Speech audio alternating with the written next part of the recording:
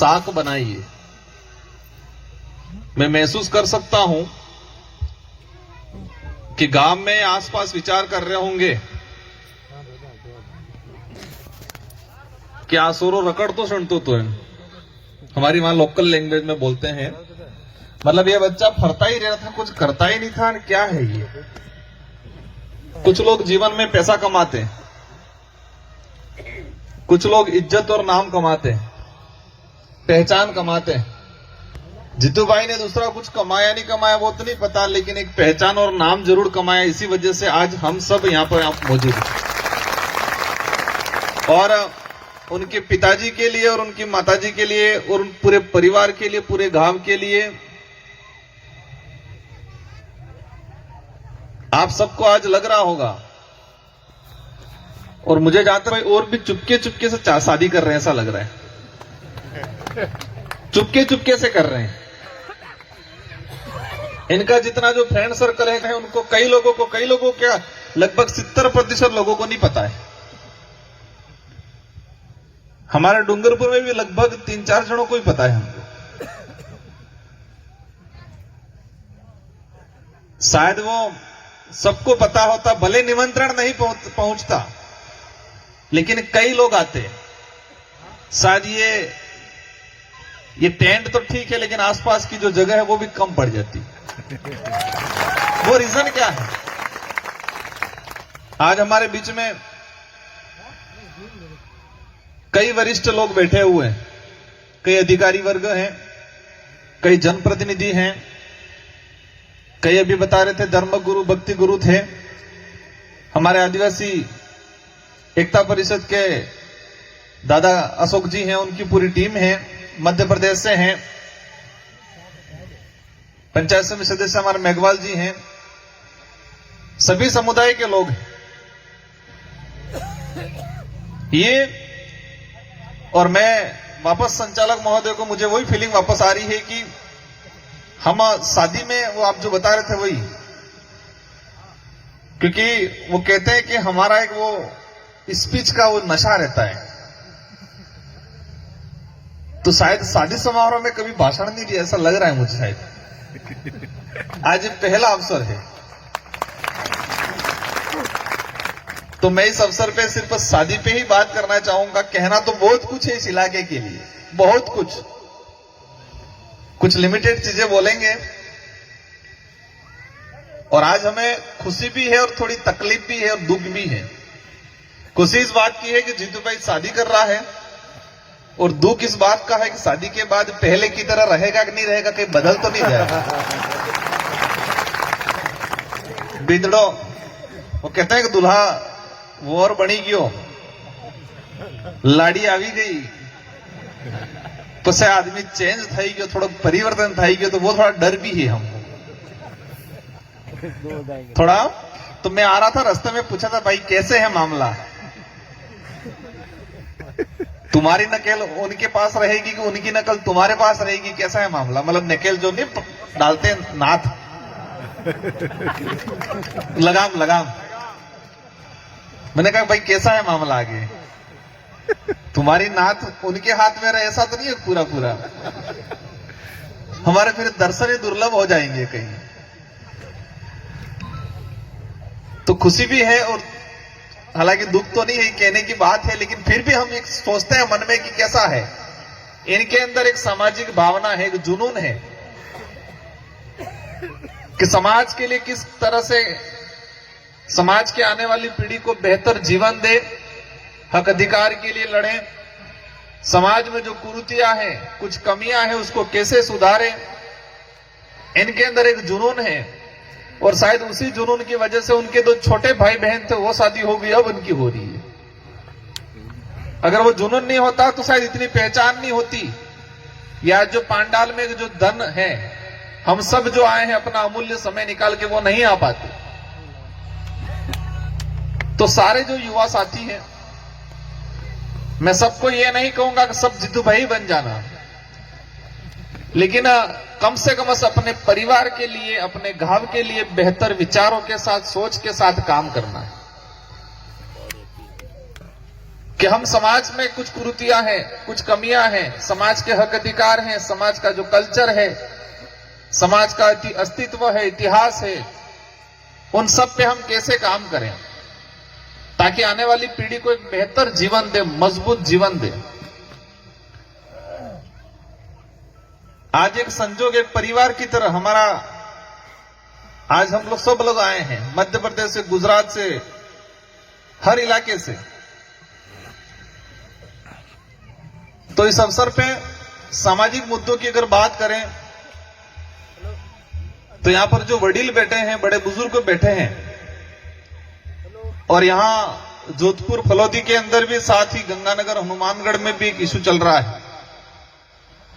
राजस्व रिकॉर्ड में बिल है, जाति प्रमाण पत्र नायक से बने हुए हैं, कुछ साथी एससी हैं, एक भाई एसटी है, फिर बीकानेर के साथी भी आए हैं, वहां पर फिर अलग तरीका का इशू है।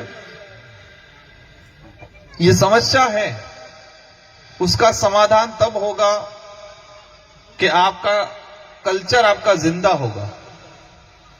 अगर आपकी पुरानी बाप दादों वाली परंपरा, रीति रिवाज, आपकी संस्कृति अगर जिंदा होगी तो आपका समाधान होगा अवश्य। वही इस समाधान का सबसे बड़ा आधार या सबसे बड़ी अगर वो कहे चाबी तो वही है आपकी संस्कृति। गुजरात में हुआ था ऐसे नैसे, लोग कोर्ट में गए, कोर्ट ने डायरेक्शन दिया, जाने वालों ने कहा कि हम ट्राइबल है, ट्राइबल का सर्टिफिकेट चाहिए। तो कोर्ट ने डायरेक्शन दिए कि ट्राइबल का कल्चर, मापदंड दिए 7-8 बना के कि इस मापदंड में खरे उतरे कि नहीं उतरे। तो मापदंड में खरे नहीं उतरे। तो जो गंगानगर, हनुमानगढ़ और साथ ही फलोदी और बीकानेर से जो साथी आए हैं अभी, जो मुझे बता रहे थे, अगर इस लड़ाई को लड़ना है तो आपका कल्चर आपको जिंदा रखना है। और वही कल्चर मैं दिला पाऊं या नहीं दिला पाऊं आपको न्याय, लेकिन आपका जो कल्चर है वो आपको न्याय जरूर दिलाएगा आने वाले समय में।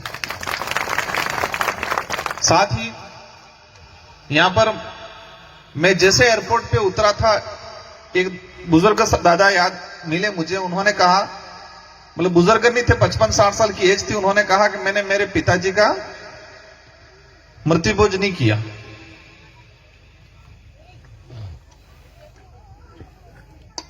एयरपोर्ट से जैसे उतरा मुझे बताया। क्यों बताया होगा उन्होंने? कि मैंने कुछ ताने मारे होंगे पहले आके।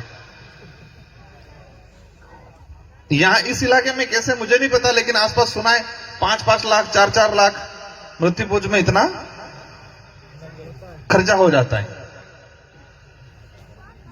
5-5 लाख, 10-10 लाख। और कंपटीशन, इंसान तो अपनी जान से गया, वो प्रकृति में विलीन हुआ कि स्वर्ग में गया कि नरक में गया, वो तो मुझे नहीं पता। लेकिन जो पीछे जिंदा है उसको क्यों खत्म कर रहे हैं हम? पूरे परिवार को क्यों खत्म कर रहे हैं? जमीनें बेच के मृत्यु भोज। तो मैं काफी कार्यक्रमों में, क्योंकि मैं विधायक था इससे पहले से लगा के, मैं 2017 से इलाके में आना स्टार्ट किया और विधायक था, उस दौरान भी 3-4 बार आया। तो मैंने इस चीज को लेके कई बार कहा था, और मैं ही नहीं, कई ऐसे लोग होंगे, सभी साथियों ने, जो वरिष्ठ लोग, जो समाज में काम करने वाले, जो इस बात को समझते होंगे, इसका नुकसान क्या है उसको समझते होंगे, उन्होंने भी ये बात बोली होगी। और मैंने भी एक बार कड़वी बोली थी। मैं जैसे एयरपोर्ट से आया तो मिलते ही उन्होंने कहा, मैंने कि मेरे पिताजी का मृत्यु भोज नहीं किया। समाज ने, थोड़ी परिवार वालों ने गालियां जरूर दी, लेकिन मैंने नहीं किया। तो मैं उस भाई को धन्यवाद देना चाहूंगा पूरे मंच के माध्यम से कि आपने शुरुआत की है।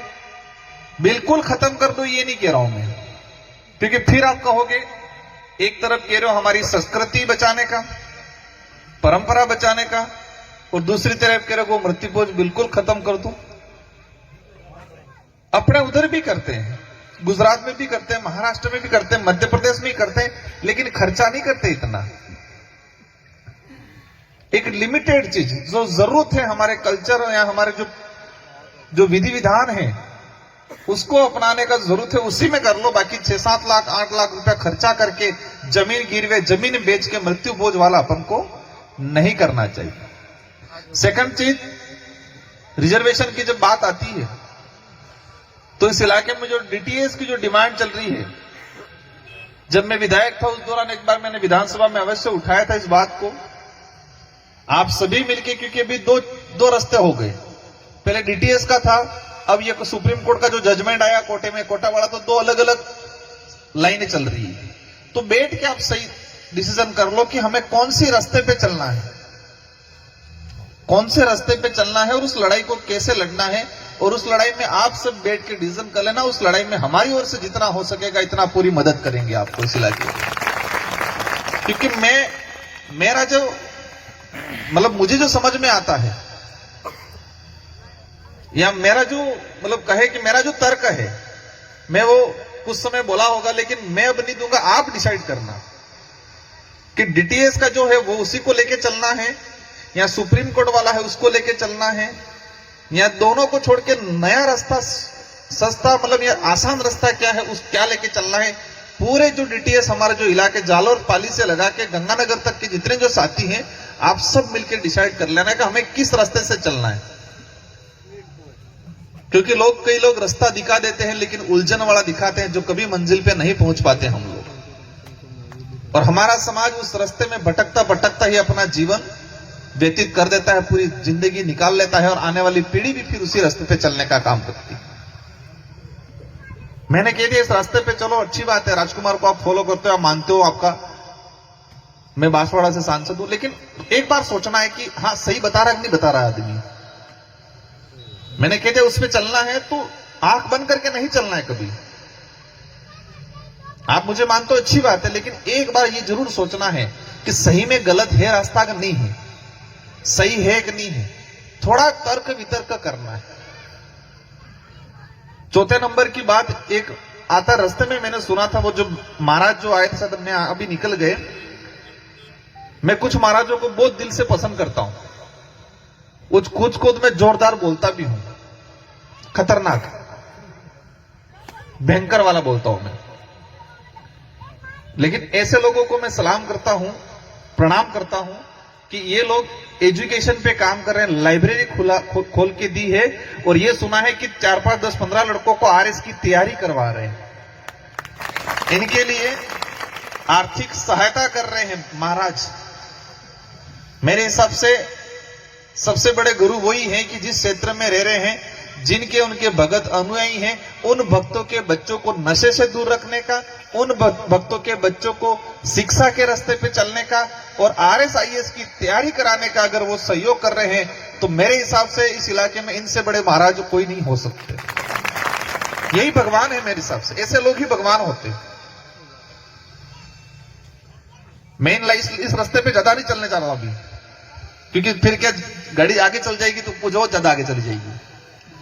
तो इन्हीं शब्दों के साथ पुनः आज इस शादी के अवसर पे हमारी माताएं बहनें, जितने जो बाराती, अपन सब बाराती आज यहाँ, कोई अतिथि, कोई नेता, कोई वरिष्ठ कुछ नहीं, हाँ है ठीक है थोड़े बहुत, लेकिन आज सब बाराती है अपन। हम बारात में जाएंगे, शांतिपूर्वक जाएंगे और शांतिपूर्वक आराम से जाना है, कहीं भी भीड़ भाड़ हो इधर इधर नहीं होना है, और किसी प्रकार का नशा पत्ता नहीं करना है। अब इधर बारात का क्या ट्रेड है मुझे नहीं पता है, तो कई जगह बारात में ट्रेड रहता है कि बारात में जाओ तो टाइट, मतलब थोड़ा कड़क होके जाओ, तो अपने ये कड़क होके अपन को नहीं जाना है, शांतिपूर्वक जाना है, अनुशासित होके जाना है। अपने संस्कृति, अपने परंपरा जो गीत होंगे, मैं यहां पर आया हूं, मैंने कोई गीत सुना नहीं है। गाते हैं महिलाएं, गाती कि नहीं गाती है? हाँ, तो मैं आया तब से मैं विचार कर रहा हूं, कोई गीत नहीं गा रहा, हमारे जोरदार जोरदार गीत गाते हैं। गीतों में बहुत कुछ ताने भी मार देते हैं, गालियां भी दे देते हैं, पूरा उतार देते हैं। तो यहां पर भी गालियां मत देना, लेकिन थोड़े बहुत जरूर सुना देना। इन्हीं शब्दों के साथ धन्यवाद, आभार, और जीतू भाई को पुनः शादी की हार्दिक शुभकामनाएं। और शायद कहीं नहीं सुन रहे होंगे तो मैं उम्मीद करूंगा कि पहले वाला जो जीवन था थोड़ा सा कम करना, लेकिन बिल्कुल खत्म मत कर देना। बहुत बहुत शुक्रिया आदरणीय सांसद महोदय राजकुमार जी। एक बार जोरदार तालियां बजाएं राजकुमार जी के लिए। पुनः आपका बहुत बहुत आभार। एक यहाँ पर वर्तमान सरपंच साहब भी और पूर्व सरपंच साहब दोनों को धन्यवाद देना चाहूंगा। आपने यहाँ छोटी मोटी व्यवस्था कराई, उसके लिए पुनः मेरी ओर से धन्यवाद। बहुत बहुत धन्यवाद राजकुमार जी रोत। एक बार पुनः आप सभी का धन्यवाद। एक और ऐसी शख्सियत जिसमें दो चीजें कही, एक दो बार बार कल्चर की बात कर रहे थे। मैं आवाना संगाना कहना चाहिए संस्कृति है कि ये अपनो जो पहनावो, अपना कपड़ा, अपनो जैसे चूड़ा हो गया, बंगड़ी होगी, गहणो हो गयो, ये धीरे धीरे विलुप्त हो रही है। टेटो कमीज साफो हमें साफे वाला देखो गिना चुना मिल रहा है, कोई पहरे आए तो शौकिया तौर में ये ने की कर बचाना वे ने ले भी काम करे। एक बार रुक जाए, मैंने आपको पहले बता दिए सेल्फी वाले लोगों सर यही है 2 दिन तक आप यहाँ कोई व्यवस्था व्यवधान नहीं करें, एक वो साइड में बैठ जाए, वॉलेंटियर लोग ध्यान रखें। अब और आदरणीय राजकुमार जी मैं आपका ध्यान चाहूंगा, ये पूरा क्षेत्र पूरा पश्चिमी राजस्थान एक ही डिमांड लेके चल रहा है, डीटीएस से। आप चूल्हा चौकी करते हुए माता से पूछोगे, बकरियां चराते हुए गवार से पूछोगे, खेती बाड़ी करते हुए किसान से पूछोगे, या फिर नौकरी पैसा है समझदार कह रहा हूं मैं, मतलब नौकरी करना